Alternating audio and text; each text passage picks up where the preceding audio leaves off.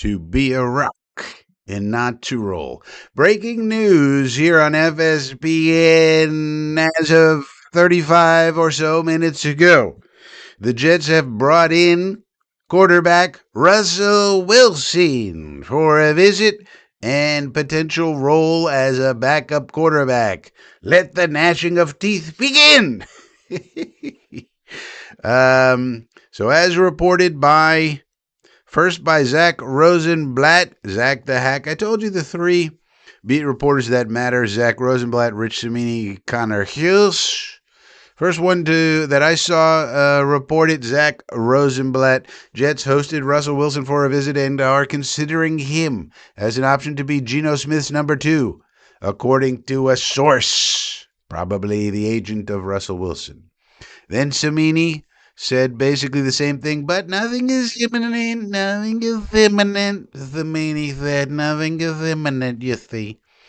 Jets are going through their process, and so then he added some more context. Wilson lives locally. Of course, he used to play with the Giants the last couple of years, or last year. Was it 2 years? I don't know. Last year for sure when they had Dart. So he's here. It was convenient. And plus, don't forget, Russell Wilson was a Seattle quarterback, and his backup for several years was Geno Smith. So they're buddies. And apparently, once the Jets acquired Geno, they asked him about potential backups, and he mentioned Russ. He said, hey, Russ would be a good option. Great work ethic, et cetera, et cetera. Then Connor Hughes is reporting that nothing's imminent, but plenty of mutual interest. So once they say plenty of mutual interest, probably going to happen. So you might want to wrap your head around Russell Wilson as QB2 on this team, which is totally fine by me.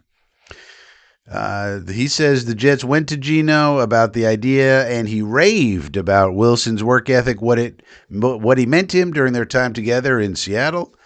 We'll see if anything happens. Was an easy workout to schedule. Wilson hopped in his car and drove over to the Jets facility. Now, you may forget what the hell happened with this guy, but here's something interesting. Of course, he's a Super Bowl winning quarterback. He's a veteran. He's seen it all. Been to 2 Super Bowls, won 1 out of the 2.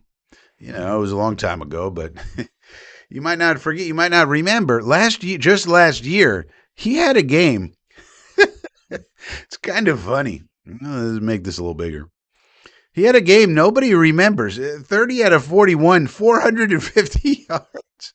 Has a Jet quarterback ever thrown for 450 yards? He did this last year. I mean, I don't think we've ever had a quarterback throw. And then 1 game later, he's out of there.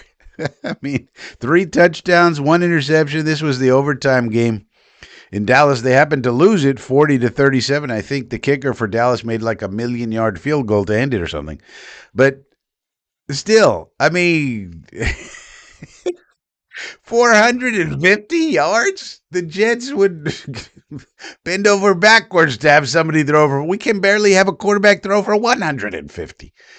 So it's just funny. So the guy still has something left in the tank anyway to be a backup. And was this year great? No, he threw for 831 yards, 3 touchdowns, 3 interceptions. But we're talking about a backup, okay?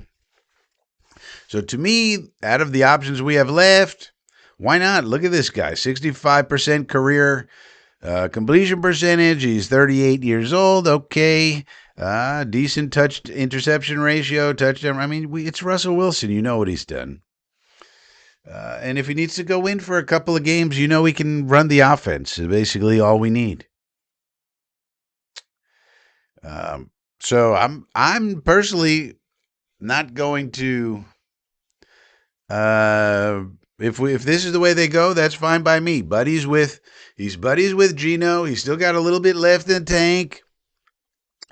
He's not a threat to Geno, but he can help mentor Cade Klubnik, you know, and. Also had some overlap with Muji in Denver when that whole thing was going on. Now, that didn't go well, but it was a clash between Nathaniel Hackett's type offense, which was the West Coast offense, and Russell Wilson. Russell Wilson, basically moonball man. That's the complete opposite of what the West Coast offense is designed to do.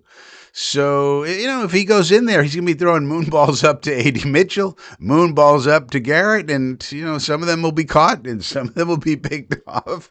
But at least there'll be some excitement. He's still, mobile. He's Now, if they do sign him, I'm going to have to laugh at all the people who said Frank Reich can only work with super tall quarterbacks. And here we go, drafting a 6'2" guy and signing whatever Russell Wilson is 6 feet tall. How tall is Russell Wilson? 5'11", not even 6 feet tall. So that'll be kind of funny to put in everybody's faces who said that. Maybe you're one of those people. You gotta love brainwashed people. But anyway, if you are not brainwashed, then you want to click the subscribe button down below. Click the join button for extra extras. Just ask anybody who's in the inner circle that you get in the inner circle by clicking the join button, $2 a month. And ask anybody who's in there, is it the great value for $2 little a month? They say, hell yeah. We get tons of stuff, Frankie. All right. So join it, $2 a month, a little join button. If you don't want to do any of that, how about a thumbs up on the video? That helps, old Frankie. And don't forget about the column that I write for chemtrails. FrankieFromFlatbush.substack.com. FrankieFromFlatbush.substack.com. And with that being said, look, we might have Geno Smith and Russell Wilson as our 1-2 quarterbacks, and number 3, Cade Klubnik. Who would have thought that would be the motley crew in our quarterback room for 2026? I love it. Fantastic. All right. See you next time.